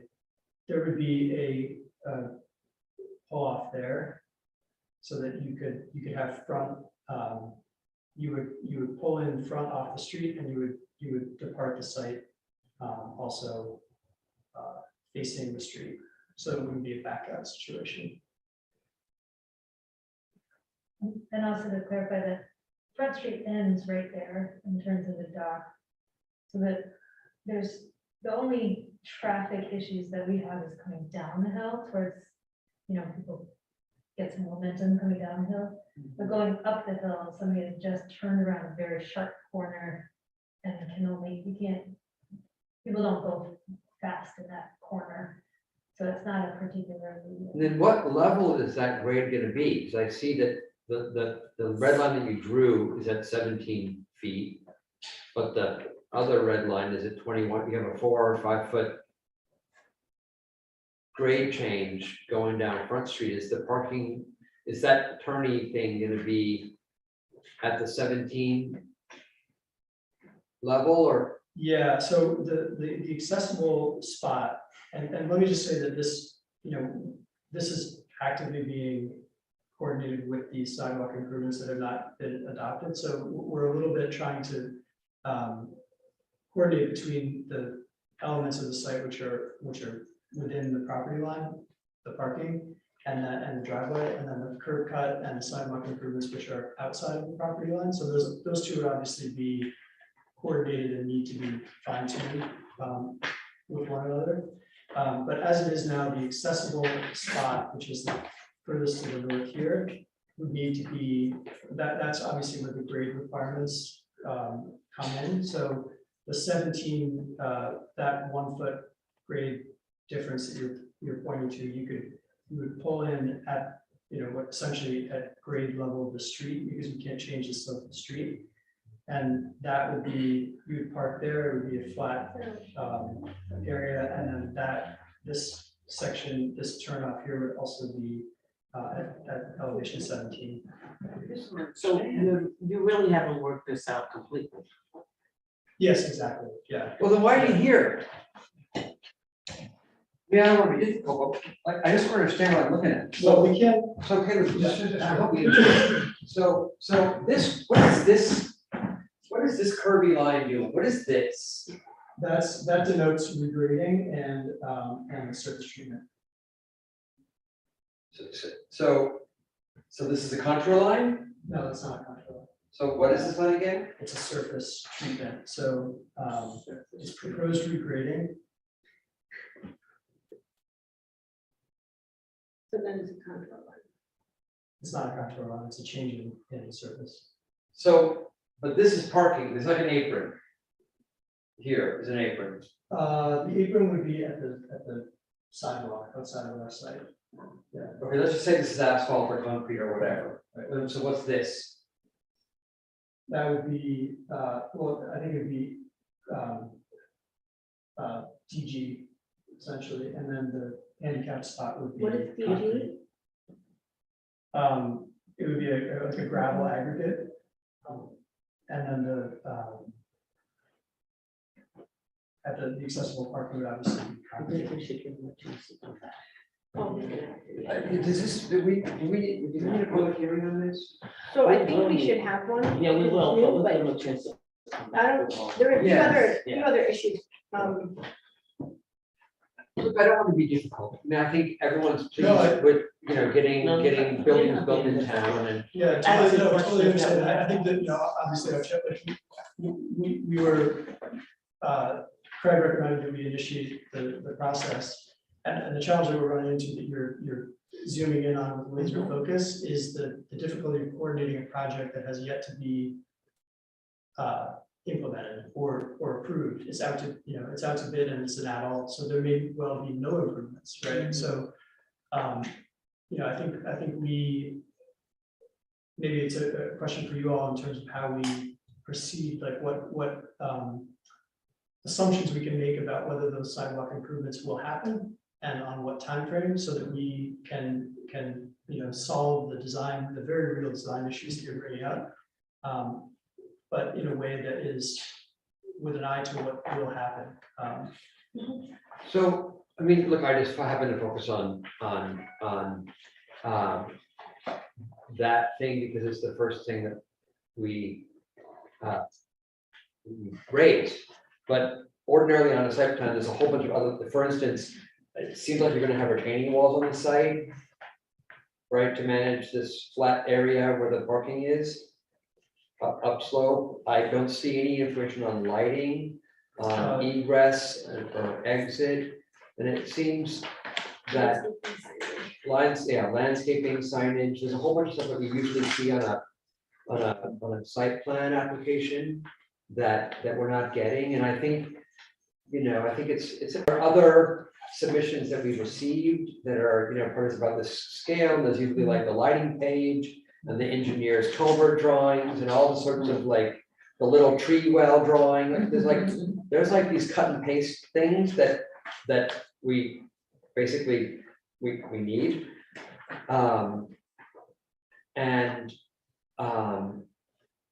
We're not getting right now, and I think that since we do have a public hearing, then that gives you some time. I don't think we should schedule till he at least get it to us, right? Yeah, you want to schedule a hearing on the plans that you want the public to comment on. Right. So we can't even schedule the public hearing. I have a question or comment, maybe, or suggestion. I mean, you're coordinating this with a city project to upgrade the sidewalks, correct?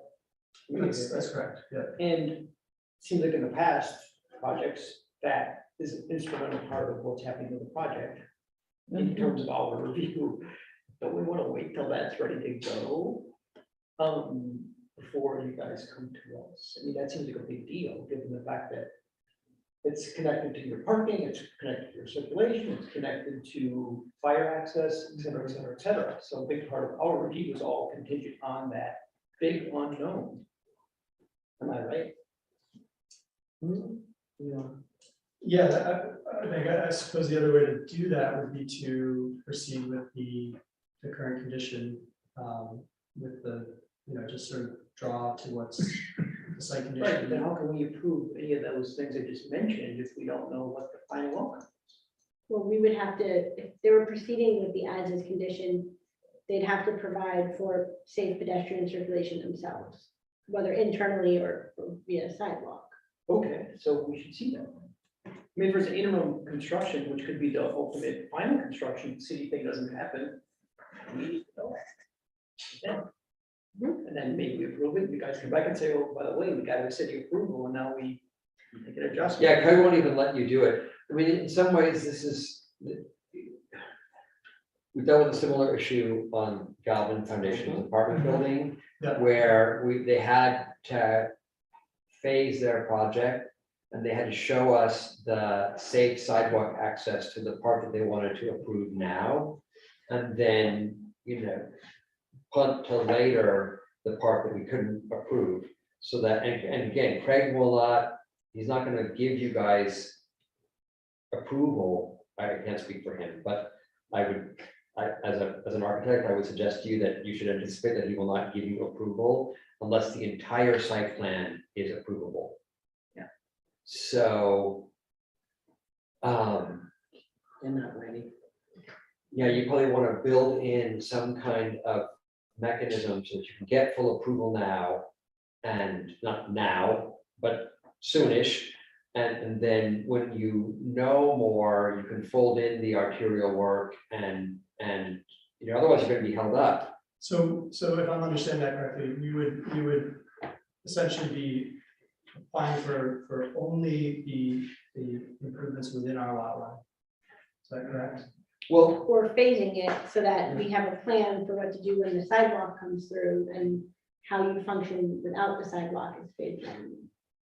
and you may have to build a sidewalk up to your building so that it's safe, knowing that it has to come out or may have to come out or something. But is it the responsibility of the property owner to build a sidewalk outside of their property line? So. I won't say it's the responsibility, but if your project, so one thing for the board to consider is whether you need to see both parcels and how they operate as a campus, or whether this is gonna be operating completely independently. Because if you're gonna have students, parking and then getting out and crossing, I think then the planning board is gonna be interested in how the across the street works and how people. I talked to Craig, honestly, like, what's he gonna approve? Because you could get away, like the greenhouse thing, does that have a sidewalk now on Front Street? No. Oh, doesn't? There's not a sidewalk on the other side? No. And he approved that? I don't think you need an approval for that, did you? Yeah. We approved it. Yeah. Well, not, I don't think you were on. No. No, that The other- was, we did, is that the was one sidewalk that's is sheared the off. city owns the sidewalk, Exactly. and you're responsible for it. Which Right, is, right. so, Once you it's know, once it's that's. built, then, right, Right. right. Well, again, oftentimes applicants will build their own sidewalk. Yeah. I mean, honestly, Hudson sidewalks is great, big gray area. Yeah, really, we went through that last one. Yeah, I mean, I Months think before that. I think that's exactly like our challenge is that we're trying to coordinate something that exists outside of the property. Yeah. But we don't have the ability to build on the outside of the property either. Right, but you have a responsibility. Well, exactly. So it's, Exactly. you know, it's one of those. I wouldn't say that you're prohibited from building outside the property. I mean, the city does enter into license agreements to allow you to build curb cuts, curbing, and sidewalks in certain cases. So I don't want you to go into this thinking that you would be prohibited from making those improvements yourself. If it's not in your budget, that's a different issue. I mean, honestly, professionally, I would encourage you to get on a call with Rob Perry, who's DWP, and Craig. And what's Craig gonna need in terms of site access? And what's Rob Perry's sense of what is your responsibility and what the city's responsibility is? And then once you have that, you can figure out your site plan that has the level of information that we need. And then that still doesn't remove the other issue that we've raised, which is that there's usually like all this little, I don't even look at them honestly. What our engineer does. Yeah, there's like plan details that is like it's the tree well and the culvert and the crosswalk. I see a crosswalk, but they usually like a little curb cut diagram, all this sort of stuff. It's all boilerplate stuff, but again, since it was outside of our property line, we elected not to show that mistake, which was a mistake. But we also usually get the lighting and. We do have lighting on this. You do? Yeah. Where? I've highlighted them in yellow. Yeah, but I mean the fixtures. Yeah, we and the usually get the lumens. fixtures. The cut sheet on the. Yeah, because it's, we have a lighting ordinance and Okay. we have to make sure that the fixtures are underneath. And then I know that the building drainage has come up. Would you mind just hearing what the proposal is and then just to get feedback? Sure. Okay. Just so the board's going to have to hire an engineer for stormwater issues. And so Ryan is actually listening now, so he can get a head start. Okay, yeah, so we have the sanitary line, a new sanitary line running from the building to the street. And then we have the stormwater system that is completely separate from that. and is being all managed within the site, so there's no overflow to the city, to the municipal system. And we have two retention basins, which I'll draw in blue here, which are called out on the site plan, one here and one here. And so the stormwater drainage is routing to this primary catchment basin, and then there's an overflow to the northeast corner of the site. So we're bringing the water from both sides of the building, from the south side against the hillside where it comes down, and then channeling that water around the building and to those two retention basins. Can you explain a bit more what the catch basins are and what your new lines are physically? Are they a pipe, or are they a ditch, or are they a? No, it's a pipe. Would it be better if we wait until he submit a site plan that has all that stuff on? Yeah. Yeah, I think Those so. actually are on the site plan. Where? The drainage is the D, the one, But not the diameter. but it doesn't give a detail of what. Right, but it doesn't look like what he draw though. Looks much. Yeah. To the building. It's on the site plan, but Yeah. ordinarily we get, But you need those details, yeah. Yeah. the section, just, typical sections. So we can all understand it, not everybody here is at the same level, so you gotta make it very simple for each one of us to understand. And it's like, it makes sense, right? I mean, sometimes you use swales, sometimes you use trenches, sometimes you use underground conduits. What the hell are you gonna do? We don't know yet, right? So those sorts of sections will help a lot. And, ordinarily, especially for the public, if you have a landscape plan, that's really gonna help. I also, when you say on the renderings, when you say example, can you just explain like what? Yeah, so this rendering here is, this was at Craig's suggestion. We had submitted the digital submission was an outdated rendering, which we updated here, so this is a correct rendering, that reflects the plan. And the example only is just Craig's recommended language. And then this interior view is an outdated drawing of the interior, but that, just for reference of materiality and kind of quality of space. Is there an elevator? How do you get up the stairs? I didn't see. There is no elevator, I remember you guys wanting to have met with us prior to even submitting, So if you wanted to do that, this is the time after. We'll give them what they need. If you have any questions, then, can hold something to go over this, but we don't normally take up time to do it before we even hear you. Okay, so that's why we didn't.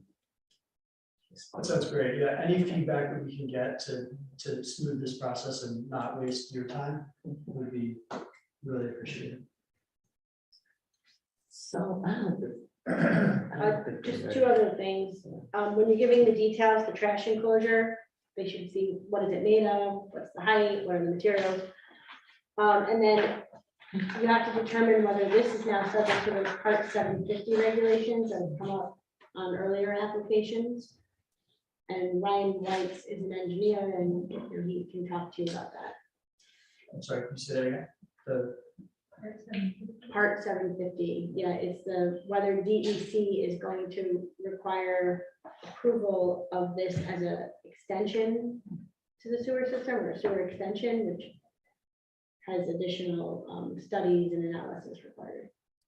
And if I can just jump in there, Victoria, to that end, Caleb, if you guys can put together like a brief, even like a one-page narrative going through what you're proposing on all utilities, but when it specifically comes to water and sewer demand, put together your estimated flows based on, and that's typically calculated based on, different building use. So I can point you in the right direction on where those statistics are, but that way you can come back in and let us know, what your anticipated water and sewer flows will be, and then we can work with you to determine whether it's going to be classified as an extension or a connection. That sounds great. Sorry, can you say your name one more time? Sorry. It's Ryan White's, and we can figure out a way to connect. The email address is way too long to ramble off. Great, thank you. So tonight, we're just going to present a resolution to establish escrow for the Kite's Nest in the amount of 10,000. And the reason why we go that far is because we are gonna hire a consultant, and we just don't wanna keep coming back to replenish the fund. Okay, and I mean, doing this for a while, we realize that 10,000 really holds you over for a while. Okay, and you do get it all back once it's all closed and finished, if there's any left over. If there's any left over, if there is any left over. Okay, so can I get a motion to adopt the resolution for 59 Norfolk? Now, what is your address, 59 or 58? So Because, our mailing address is 58 North Front Street, because that's the east side of the street, is the even numbers. okay, And but, the west side of the street for this property is the 59. okay, so it's 50, the property that we're talking about is 59. Okay, great. So that's good, because that's what Craig put on his letter. Can I get a motion to adopt the resolution? For 59, okay. Second. Who's Clark, first? seconded. Who's first? Clark. And who's second? All in favor? Aye. Any opposed? So moved. Would you like to make a motion to hire Barton and Judas? And can I get a motion to hire Bartman with just Judas. Judas? Lodridice. How about just Ryan? So moved. You know, So moved? Okay. Do we have to have a resolution for that? No. No. a motion is. Okay, fine. All in favor? Aye. Any opposed? Okay, so that's it. Thank you. Okay. Oh, wait a minute, are they coming back? When are they coming back next month? I have one more quick comment relative to the sidewalks. Oh, wait a minute, any questions from the board? Wait, any more questions from the board for this application? Yeah, comment. What? Do you want to go? Clark first. Okay, my thought was, if the city has a design ready to go for the sidewalk and it's going up to bid, and we think that's gonna happen, add it to your drawing. Yes, Yeah. please. Yeah, we just have to figure out what the mechanism is for them to, so we attempted to speak with Arterial many times to coordinate. We've had one coordination session with them months ago based on a slightly different design. The challenge is that the design work is, the city contractor, the design work with Arterial, who's their civil engineer, has finished. So Arterial suggested that they approach these changes, which in their minds is minor, sort of reshuffling the component parts of the sidewalk improvements that are already, the scope of work is essentially captured in their set, that they approach that during the construction process as what were their words, a field adjustment. So, from our standpoint, we can't contract with Arterial to pay them to revise their scheme. So that was the way that they had suggested going about it anyway, but that's, I think maybe would love your thoughts on that. So the city bid projects without a final design, based on some maybe Well, it sounds like field there's, conditions. it sounds like there's a final design, but the design didn't incorporate your curb cut. Well, yeah, exactly. The design as it stands now, they weren't parallel tracks, because obviously the city sidewalk improvements were, the design for that began well before we began our design process, so. We did Unsurprisingly. attempt to coordinate over the last. several Yeah, but times. they're just separate timelines, which is again, the challenge that you all honed in on. That's okay, thanks for the try. I think, one other thing too, I think, a site section, north-south looking towards the river from the west, Yeah. would really help discuss these grade issues and the rat slab and the flood line, just, diagrammatic section showing those various heights and the building height. How tall is the building if you're raising it up? If you go to the 103, well, sorry, if you wanted to the elevations, so the ground level is 18 and the top of the roof is 40, just over 45 feet. Is that, so are you getting a zoning? And that's NAVD, that's not from zero, it's from. From the grade, yeah, yeah. Exactly, yeah.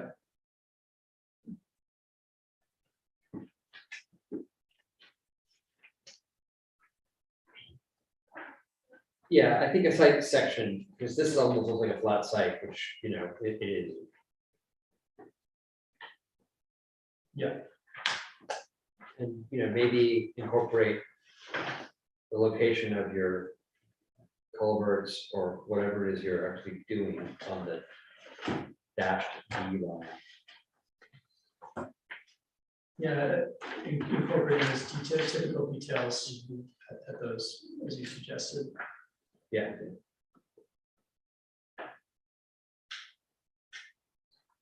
And as many pictures as we can, we like pictures.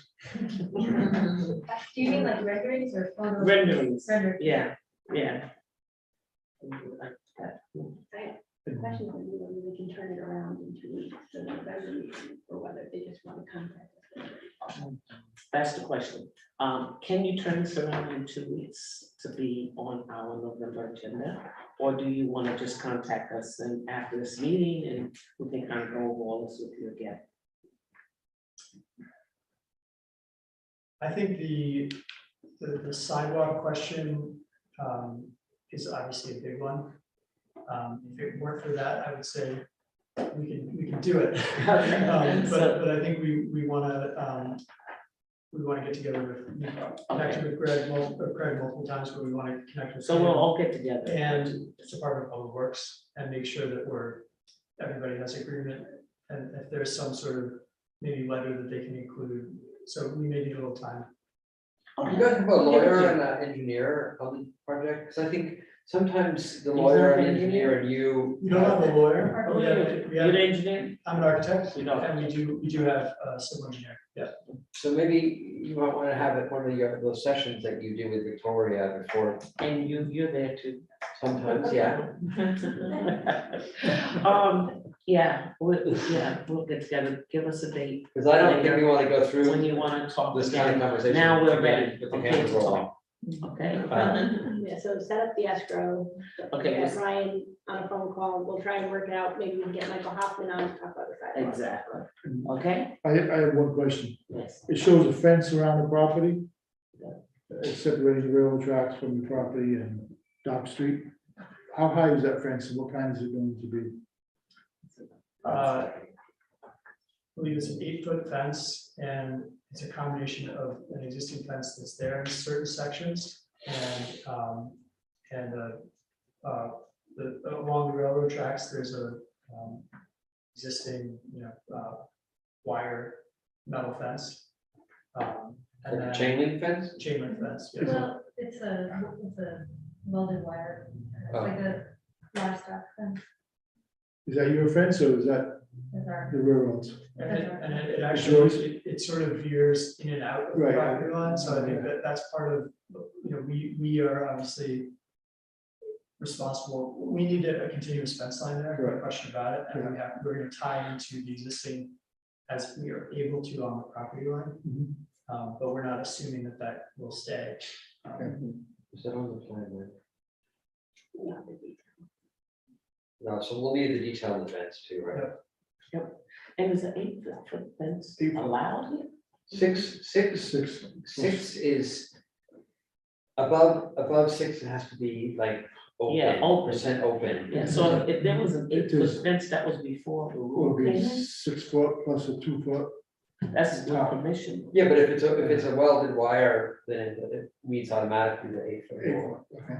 Yeah, it's very transparent. Yeah. It's just for deer because it's an agricultural space, Right. so. But you can see right through. Also, for the I'm sure for the public hearing, well, not sure, who knows, it's Hudson, but I would imagine for the public hearing, folks are gonna have an interest in the preservation of the garden and what's the construction sequence and how are you gonna manage earth moving and whatever, so that the community still has access to the garden. I mean, I'm sure that's gonna be a question. Yeah, and that's a desire of ours as well, so, Right. and just to, in advance quality concerns, we've been conducting this design process in a very public way with Yes. hundreds of people giving input on the design, including all of the gardeners. And so we've been very transparent. So we welcome input before then. If there's members of the public who want to contact us in advance of the hearing with any concerns or ideas, we're actually very excited about public input. So the more the merrier. Okay, so we're gonna continue this. It's not a public hearing, but we'll all get together and then you still will be able to present at November, probably. We'll find out then, Mike. We'll Right, find it doesn't out sound after like that. they'll be ready for November, but we will, Teresa, once they establish the escrow, we'll set up a meeting, like a Zoom meeting with the applicant. And we'll try to get some city officials on to try and hash out some of these issues. Who should we reach out to initiate that? Yes. Okay, we gotta let Larry leave. We still have more, right? Yep. Oh, that's you.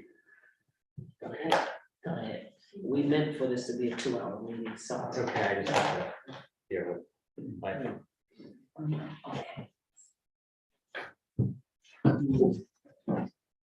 I approve all spending.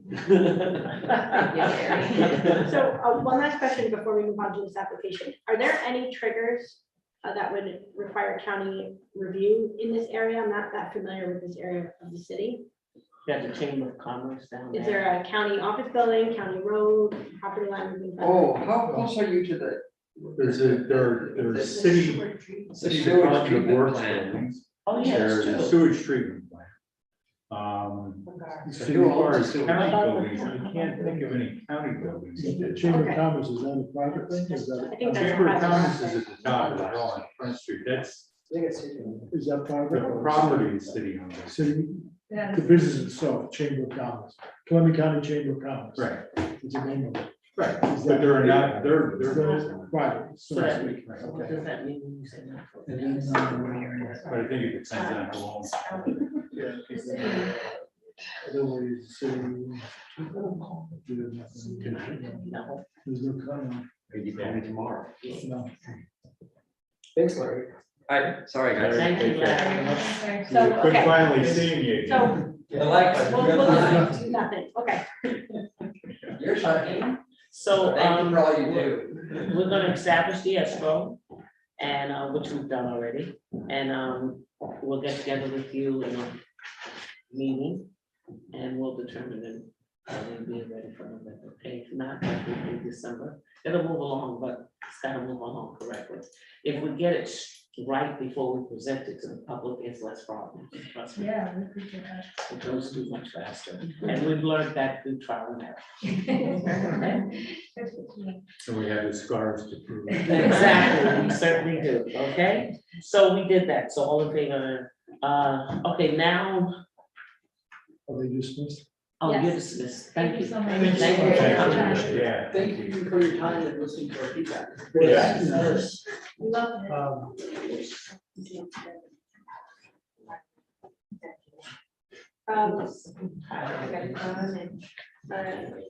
I don't touch it.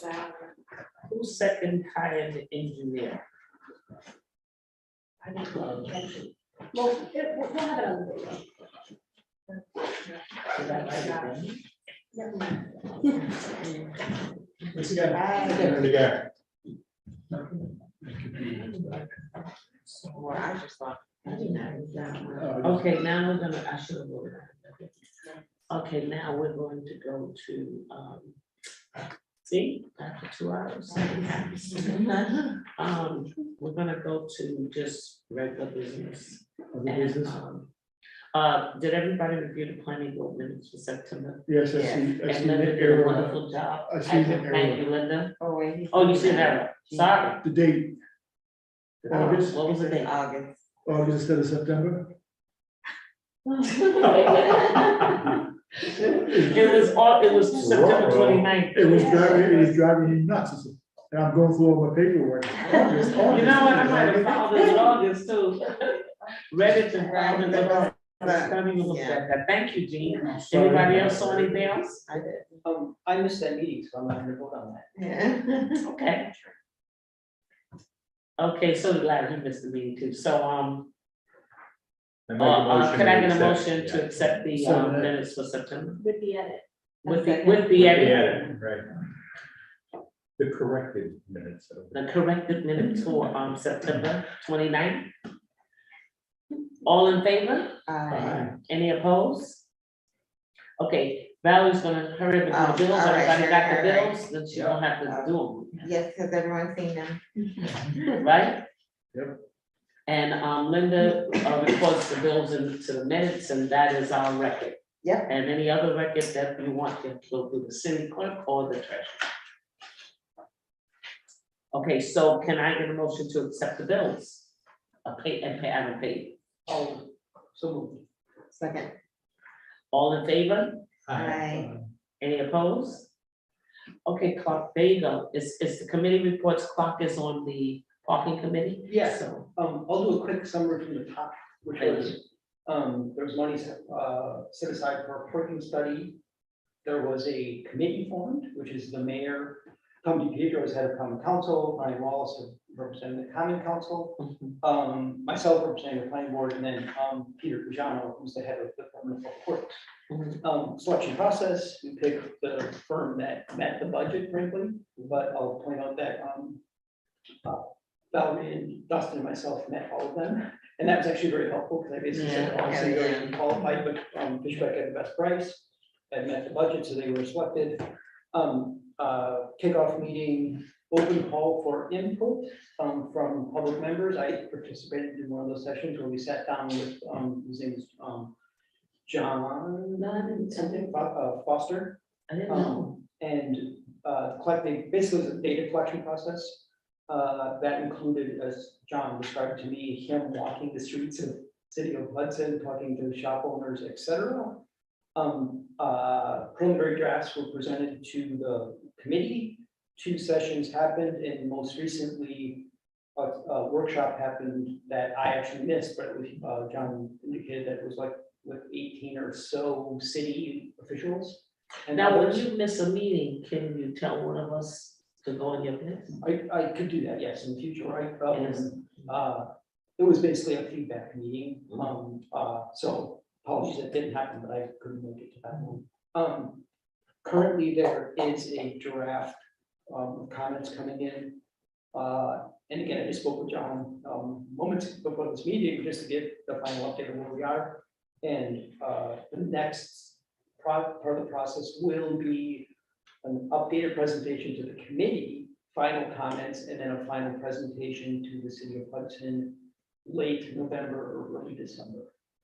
So that's my quick summary of all. I think it's going well. They seem very professional. I think the committee is great. Ryan, the whole committee has excellent, I think, comments. And I feel like the consultant is very responsive to public input. So I think they were very professional. Okay, so now does that parking study, does it include traffic flow? No. I don't think so. Yeah, It's just really parking. looking at, how much traffic, how much parking the city of Hudson has and future needs, etc.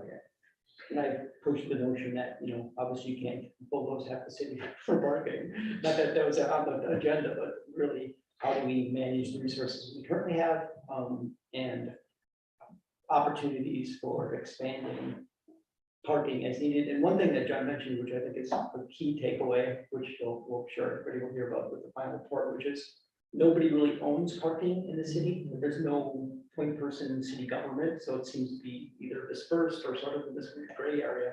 So his major recommendation will be, I believe, someone's got to take ownership of point person managing parking in the city, which I think the police that might be helpful there. Sure. Because they're the ones who give the approvals to put certain kind of spaces in certain kind of parking lots and that kind of thing. But again, the police are of course involved in all kinds of issues related to parking, but his point is there should be one point person within city government that actually manages the whole damn thing effectively. So parking commission.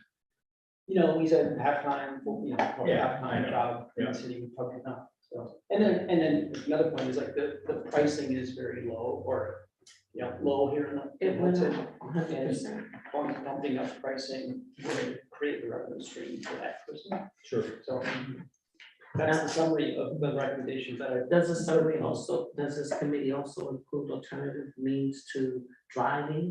No. Using cars in the city of Hudson, they talked about any alternative things like the bicycles or the golf carts and stuff like that. That really hasn't happened. I'm happy to bring it up for a final, as part of the final. That's not included in the study, was that? Or mentioned or part of? I feel like I've contributed in the sense of we need to think of not just parking as a resource for single occupancy cars, but to make sure that, number one, resources we currently have are used effectively, and to think about, again, not just expanding parking willy-nilly when there's other options to mitigate demand. So, Were they talking about building like it was talked about the different layers, like a parking lot that has 1, 2, 3, similar to the hospital. A parking garage. Yeah, parking garage, sorry. So, Was that mentioned? I believe that will be part of the recommendation. Thanks. Sure. Thank you. And pleasure. Any more questions about that? Okay, so we're back to training. Thank you, Jean. Okay, Jean has took me a done. while. That was a tough one. I'm telling you, it was a tough That one. was a tough one. I took one it was it? twice. Sequel. Oh, Everybody, I'm gonna take it every year until I get 100. I took the test twice, Me too. but it said online, it said 80%. Right, You wrote down 70%. it is It 70%. is 70, okay. Yeah, it's 70% to pass 90. Okay. It just. Second time. Yeah, that was 12:10 a.m. I finished it. It wasn't interesting, so. Yeah, a lot of information, oh my God. It's something that, and I can't mention this better. Please. If you care about this board, complete your. Victoria's not gonna give the training this year. She's gonna start it next year in January. Okay. But this year, everybody must have 4 hours to even, I'm not going on any words, 'cause I'll have to eat them later. Okay, can I have a motion to adjourn? Okay. Adjourn. We're over at what time? I got eight- Oh, 8:13.